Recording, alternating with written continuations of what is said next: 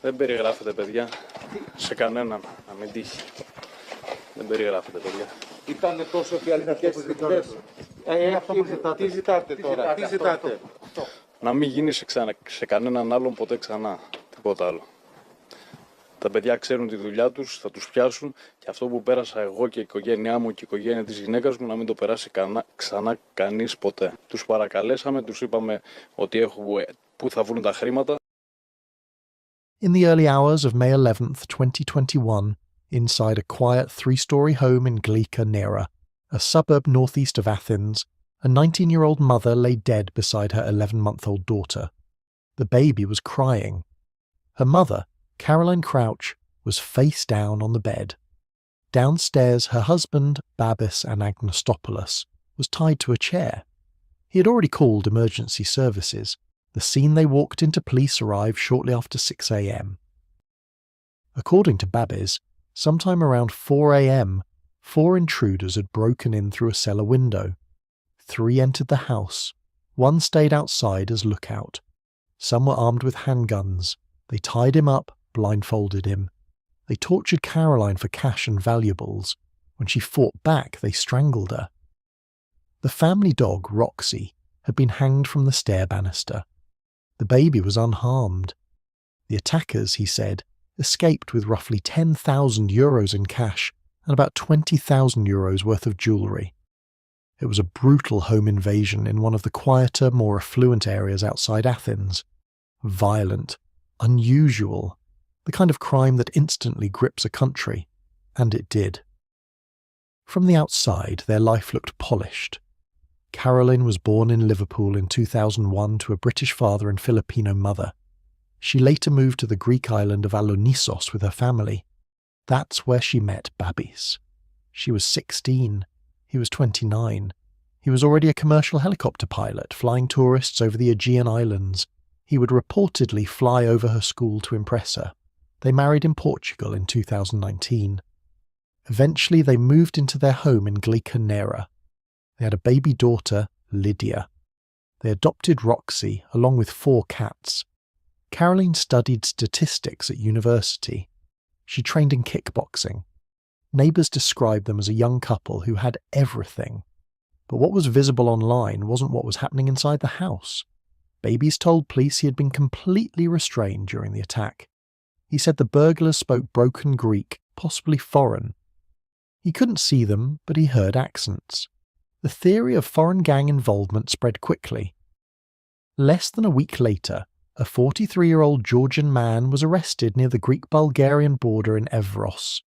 He was connected to a similar burglary involving an elderly couple in another suburb of Athens. Police also searched for a recently released Albanian man. CCTV footage showed a suspicious car and motorbike near the area. A neighbour claimed the bike had been circling days before the murder. The case dominated headlines, but nothing stuck. No forensic evidence tied the Georgian suspect to Caroline's murder. No solid physical evidence pointed to a gang. The CCTV inside Babis and Caroline's home had not recorded the attack. The SD card had been removed. Under Caroline's fingernails, nothing conclusive. No defensive wounds that clearly supported a prolonged struggle. The intruders, if they existed, had left almost no trace. While the country searched for violent burglars, investigators began looking closer at the marriage. Caroline had kept a diary. She wrote parts of it in code. Entries described intense arguments, physical altercations, emotional distress. She wrote about loving Babis but feeling harmed by the relationship. She considered leaving him and going to her sister. She didn't want her daughter to grow up without both parents together. The couple had attended marriage counselling. They weren't sleeping in the same room. In text messages sent shortly before her death, Caroline told a friend she intended to leave. And then there was the digital evidence. Caroline wore a smartwatch that tracked her pulse. At 4 a.m, it showed her heart rate spike suddenly from resting levels. 11 minutes later, it flatlined. But according to Babis, the intruders attacked around 5 a.m. That wasn't the only inconsistency. Babis claimed he had been tied up and immobilized for hours, yet data from his phone's step counter showed movement around the house during the time he said he was restrained. the staged burglary began to unravel.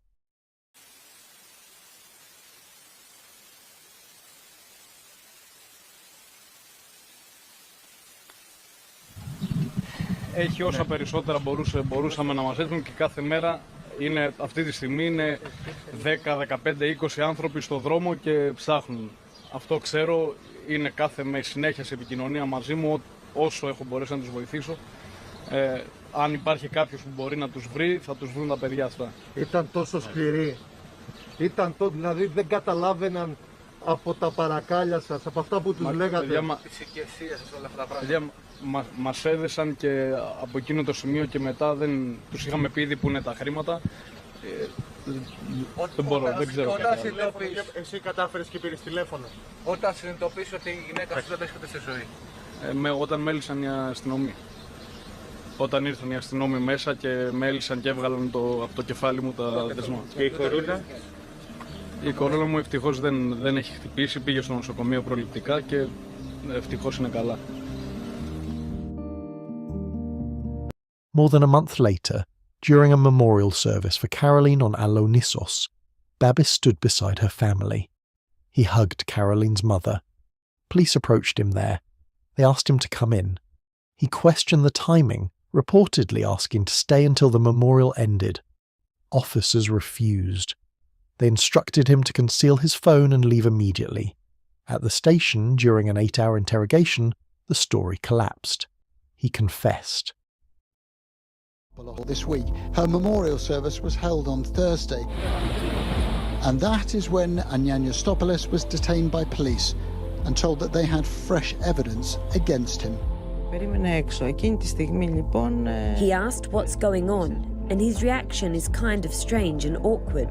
He told them that the memorial isn't over and asked the officers to let him attend the memorial until the end. They refused to let him and told him for his own good to hide his cell phone and not call anyone, and that they have to leave immediately.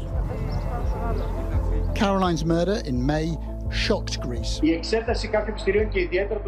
examination of some evidence, and especially the digital evidence that we'd confiscated from the site, gave us some clues, especially the evidence that showed movement of objects, in particular the husband's phone, during the same time he had testified that he was tied up.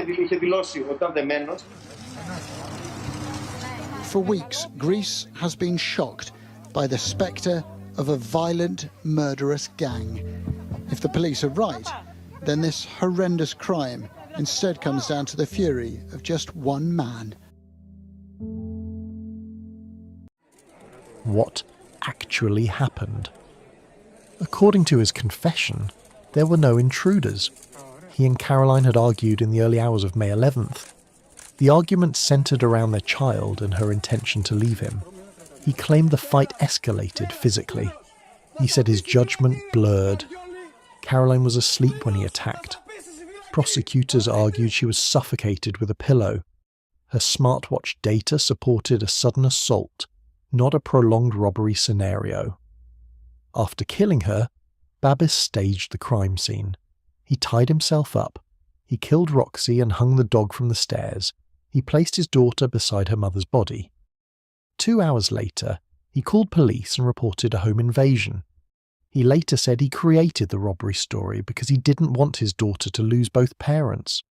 The case became one of the most high-profile criminal trials in recent Greek history.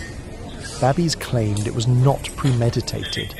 He argued it was a crime of passion, that he snapped during an argument. He sought a manslaughter conviction rather than murder. The prosecution countered that Caroline had been asleep. The evidence suggested preparation and staging. The removal of the CCTV memory card pointed to planning. The time gap between her death and the emergency call suggested calculation. He was also charged with killing the family dog. After lengthy testimony, the court found him guilty of premeditated murder. He received a life sentence with no possibility of parole for 20 years under Greek law, plus an additional 11 years and 6 months for killing Roxy. He was also fined €21,000. In the end, the terrifying gang that had shaken Greece never existed.